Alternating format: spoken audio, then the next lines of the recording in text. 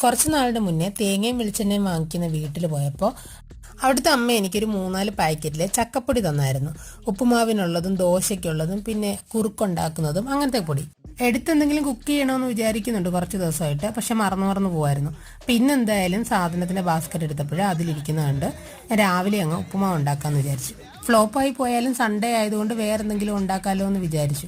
കടുക് വറുത്തിട്ട് അതിലേക്ക് കുറച്ച് കപ്പലണ്ടിയും പിന്നെ വെജിറ്റബിൾസ് അരിഞ്ഞതും കുറച്ച് തേങ്ങയും കൂടി ഇട്ടു.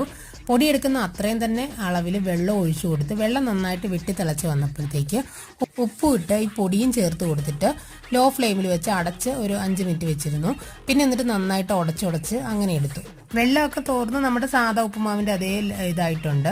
പഴം കൂട്ടി കഴിച്ചപ്പോൾ മധുരം ഉള്ളതുകൊണ്ട് അത്ര അറിഞ്ഞില്ല, പക്ഷെ നമ്മൾ ഉപ്പുമാവ് മാത്രമായിട്ട് കഴിക്കുമ്പോൾ ചെറിയൊരു ചവർപ്പ് പോലെ ഉണ്ടായിരുന്നു.